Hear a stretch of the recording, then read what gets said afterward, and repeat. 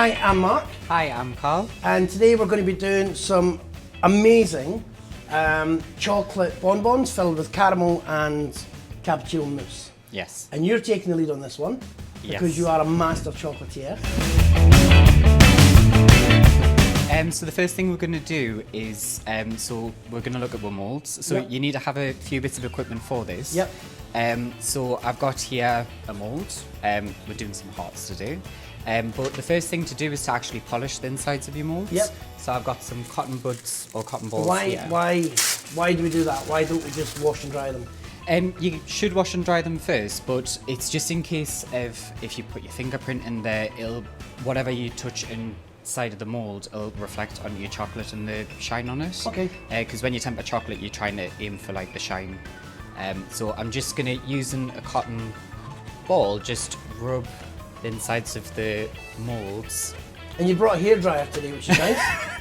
Is this just in case it gets a bit hot, or what's? Well, when you've got hair this long. Basically, that's a heat gun, and we're going to use that to help facilitate the temperature of the chocolate to make sure that it's hot enough.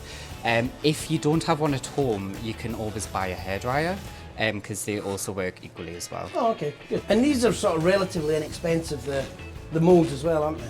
Yeah, so with polycarbonate molds, which is what this one is, it helps get the shine on the chocolate. But you can go for silicone molds because you might want to make something, but you might not find it in a polycarbonate mold, and there's a larger range of molds that you can get in silicone. And then it's milk chocolate we're doing today. Yes, so we've got some callets, which is what they're called when they're equally sized drops. Yep. So we're going to be tempering those. You can do ruby chocolate, dark chocolate, and white chocolate, but the temperatures vary with the tempering. I'm not quite sure why that is though. It's all to do with the cocoa content, the fat content. Oh, right, okay. And the different chocolates. So what's next then? Melting the chocolate, I would imagine? Yeah, yeah, so we're going to pop this into this bowl here. And we're going to pop this in a microwave. You can use, I would recommend using plastic bowls if you have them at home. And the reason being is because with things like glass, they can actually retain the heat, which can take it over the temperature, and it can lead to imperfections in the chocolate, and you can get fatty streaks and stuff like that. So we're going to be using this microwave here. And basically, we're going to heat it up for a minute to start off with, and we're going to give it a good mix around. I've also got a temperature probe here, which is very important because we want to know the temperature because it's really important for tempering chocolate. So what temperature are you going to take that milk chocolate to? Since this chocolate's already pre-tempered, we're going to take it up to 31 degrees.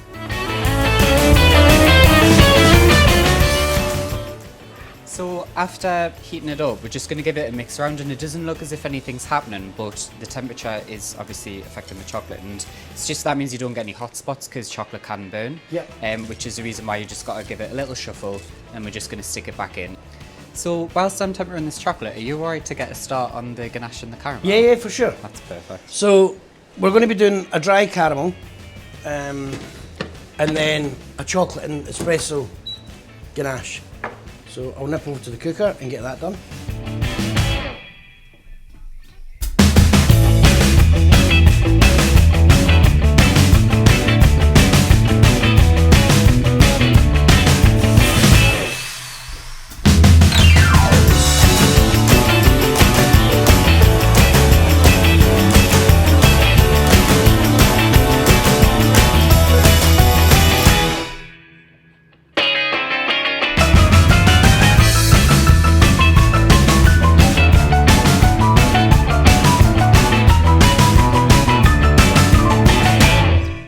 So that's the caramel and the ganache done. It smells fantastic. So I'm just going to decant it into some containers and let it cool down, because I would imagine the last thing you want to do is put hot caramel into your molds. Yeah, I don't think we've done too well with it. And I think the exciting thing as well is, because you've got one of your recipes in the book, is the fillings can vary, and it can be as adventurous or as simple as you like. Yeah, I mean, for example, the caramel that you've made, if you put in with the double cream, you can infuse it. For example, I've done like a rosemary caramel. You can do all sorts, and it's kind of like the possibilities really are endless. You can put your favourite things in there. I'd definitely recommend to anyone to have a bash at it. So what stage are you at now with the chocolate? So basically, I'm just trying to get it down to about 31 degrees. It's currently about nearly there, actually. I'm just mixing it to help cool it down as well, just to make sure it's still fluid. And then what we're going to do is tip this into the polycarbonate mould, and then we're going to tap the mould, and that'll help release air bubbles. And then we are going to scrape the top of it, and then we're going to tip it upside down, and we're going to help drain the chocolate from it after we give it a little jiggle. A little jiggle? Just a little jiggle. I'll get that jiggle in the morning. What time is it? So you don't make these on the train then? This is not what you're busy doing up the back when you're not... See me in the back making the chocolates. No, so my role on the train is to help lead the service, so I help liaise with the crew on board and help to be able to provide the service the best that we're able to do. So Mark, do you know if there's any ways of checking to see if the chocolate has reached temper? Yeah, so obviously if the temperature's correct, and then if you get a bit of grease proof, just drop a little bit on it, and then we'll just leave it to the side for a couple of minutes, and it should set at room temperature. Right. Within about 2 to 3 minutes, as long as it's not too thick. And then it should be nice. I'll just make it a bit thinner. So we just leave it 2 or 3 minutes, and it should snap really well. Should look really clean with no fat streaks through it. Looks a bit like a butterfly, that. That was deliberate. That was deliberate. So yeah, but I mean, I think it is looking good. So you could probably go ahead and just start the pour. So first step, we're just going to pour all the chocolate all over the mould.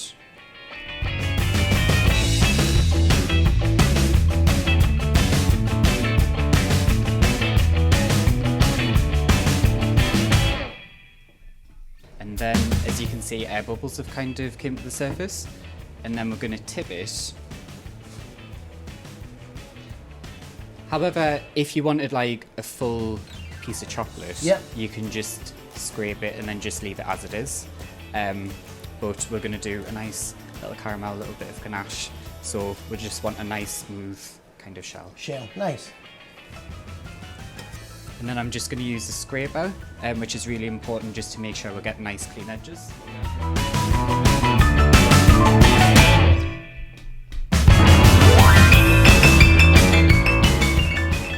I'm going to leave that for about 5 minutes and then scrape it off again. So these are set now. Yeah. By the looks of things. Yep. So is it now scrape and fill, or just fill and then scrape? What's next? So what I'm going to do is scrape the tops, Yep. just because we're elevating the polycarbonate mould, it allows for drips of chocolate, and we're just going to scrape them off. So just that means we'll get a nice flat, clean finish. Awesome. Okay. So as you can see, there might be some little bits and pieces in, but we're just going to tap them out. And then next we're just going to fill the cavities. Cool. So with the prepared cappuccino ganache and the caramel, just going to pick it up and squirt it in.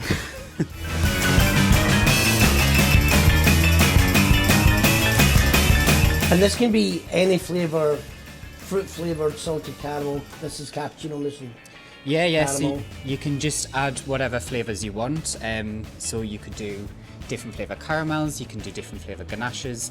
And I think the great thing about making your own chocolates is that you can play about with flavours, add your favourite flavours in there.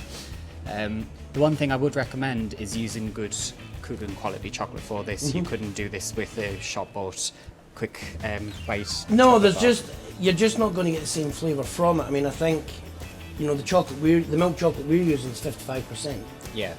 So you really do get those, you know, great chocolate flavours rather than the sweetness that you would get on a normal bar of chocolate from the supermarket. And this can just be a single flavour as well. It doesn't have to be 2 different flavours. You can be as adventurous or as simple as you like, I suppose. Yeah, so I'm going to do these 3 just plain caramels, so you can just fill up the cavities, and we're just going to take about a couple of millimetres off the top, because we're going to flood it with the chocolate which we made earlier on.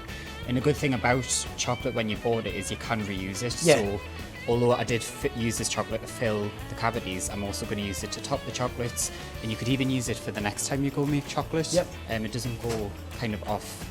We've got both the cappuccino ganache and the caramel, and then we're just going to add the chocolate from before, put it on the top, and we're just going to seal these in. But the first thing we're going to do is use the heat gun, and we're just going to help melt the edges. So that means when we add this new chocolate on, it'll help give it a nice clean finish. Oh, nice.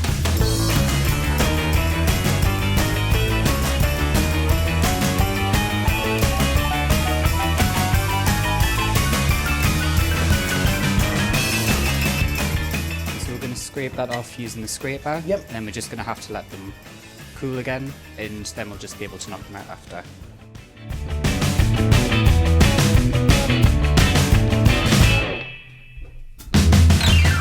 There we go. So I'm just going to leave this to chill, and then we're going to knock them out after. Perfect. Sounds great. Can't wait to try them.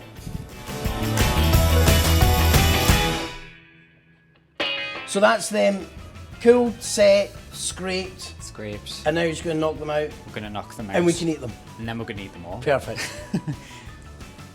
So with these polycarbonate molds, they should just drop out. Oh, so you just sort of twist? Yeah, so if they don't necessarily come out straight away, you just give it a little bit of a wriggle. And if you're using silicone molds, this will probably be a little bit easier because you can just poke them out. You can colour them with a luster dust before you put the chocolate in, or you can do coloured cocoa butter, so you can get them, like say that red egg over there.